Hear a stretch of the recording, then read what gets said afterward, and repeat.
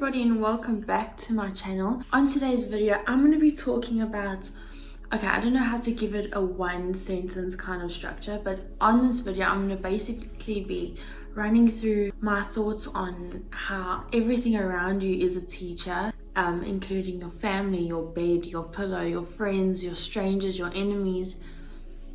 How everything around you can teach you, mold you and shape you for you to become everything you've hoped to be, want to be, are, and the way you can evolve if you have reached your goal so far.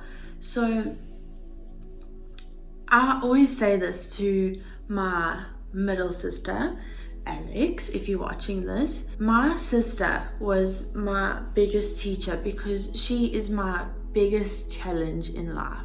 Hello, Alex. I'm joking. From when I was young, because me and Alex are only a year and a half apart, she knows me backwards and I know her backwards, and we are able to push each other's buttons like there is no tomorrow. If there's a tiny hiding spot on my buttons, she'll go find it and she'll go push it. And in this way, she has become one of my biggest teachers because Alex, don't get a big head. But she has because she challenges, from a young age, I was always like, yes, my life is so good, but Alex, that girl, she's too much for me. She pokes the bear. She pokes my spiritual bear. Sometimes she can get the worst of me out. She's the funniest human being. But guys, she's making me uncomfy. I don't feel good.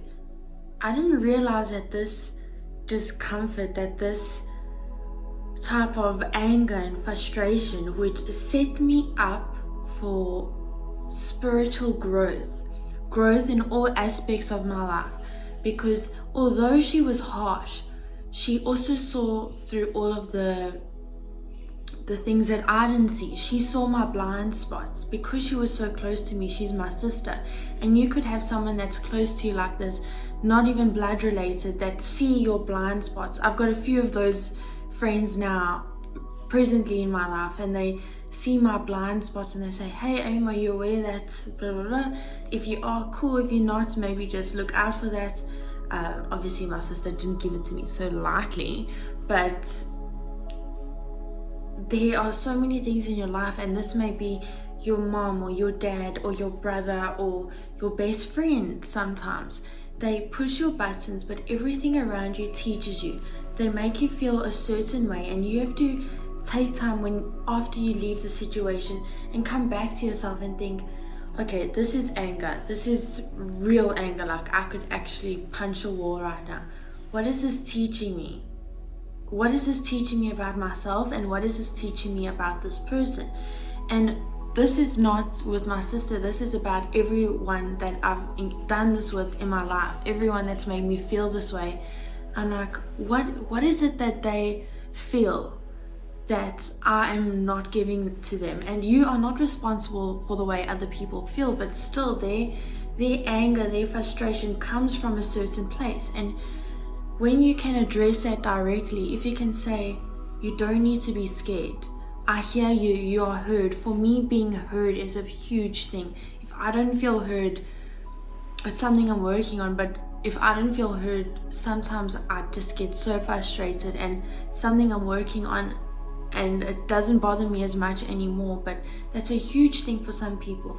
Make them feel heard, make them feel seen, validated, love. And even though you you should work on giving yourself your own time of day to feel validated, to feel loved, to feel heard and seen. Don't try to grab your validation from other people, because they also only searching for their own in you. You need to find your own gravity, your own center, and then go out into the world. That's why you need to take 10 minutes out of your morning, or 20 or an hour, to gather your energy, center it, disperse it by doing yoga or dancing or singing or rapping or making videos or painting or whatever your creative outlet is, by speaking to your parents, your aunt or whatever. and that will help you. You need to ground yourself, because everything around you will teach you. And that is a simple thing to say, but it's not easy. Simple does not mean easy. Also, my dad, hey Ralphie, I know you're watching this because you support me. My dad, I love him so much, and he teaches me so much, intentionally and non-intentionally. Like, he will point out to me, he'll say straight up, in your videos, weren't you talking about patience? So how come you have none with me? Whew. You know, when someone confronts you like that, we're like, well, shit, yeah, I did. I was speaking about patience, and here I am being so impatient, so snappy. He will call me out on it. And it honestly takes guts to be vulnerable with yourself. Sorry, this is like black. It takes guts to be vulnerable with yourself, but it's necessary. You need to be vulnerable and brave enough to address the things that you know. I shouldn't be treating people this way. I shouldn't be snapping like this. I shouldn't be drinking so much. I shouldn't be smoking so much. I shouldn't be indulging so much. Yes, pleasure is good, but so is nourishing your body. This even has to do with food. Food has taught me so much.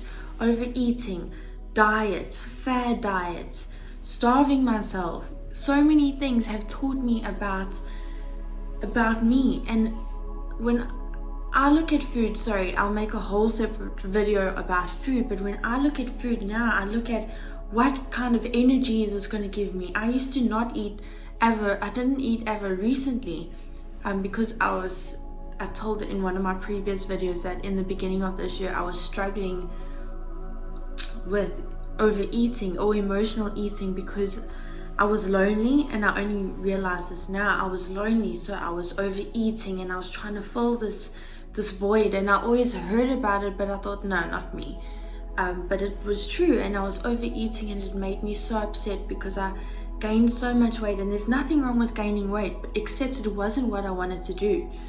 And so I felt like I was trapped in the cycle, but I couldn't help it because I'm lonely, so I eat. And because eating, you feel full, but only temporarily. Now, and I didn't eat avocados because I was like, oh, the calories are way too high in avos. Now I've come out on the other side, and I look at food like, this is what's going to nourish me. This is what's going to make me feel good. This is what's not. So I'll have pizza and whatever I want, but I mostly focus on what's going to give me energy, what's going to sustain me for the next day, what's going to fuel me, what's going to make me feel alive and zesty, awake. Work. You got to say work. Everything around you will teach you. If you create clear channels within yourself, clear your energy through breathing, meditation, visualization, talking about what you want to make in a reality, having faith. This allows you to be clear. This allows things around you to teach you. It doesn't just allow things to frustrate you and make you angry, but with no good outcome. Because believe me, they will. They'll frustrate you and make you angry, upset and sad, but they won't teach you anything unless you allow it to, unless you are aware of the fact that every single thing around you is like a Buddha. This mirror here the other day, mirrors can teach you so much. When you look at yourself, what the hell do you see? Not talking about your body, I'm talking about your soul. Your body as well, because I guess your body is an extension of your soul. But when you look at it, what do you see? Are you like you are divine creative energy that has the power to spread light across all kinds of populations? Or do you look at yourself thinking, I'm not sure if these jeans fit me right. I wonder if this guy's gonna text me back. What is that thing on my eye? Do you know what I mean? It's about a deeper level. It's about being whimsical, fun, and playful. But then it's also about getting down to the guts of things. What's up underneath? What is up? You need to address it slowly and gently.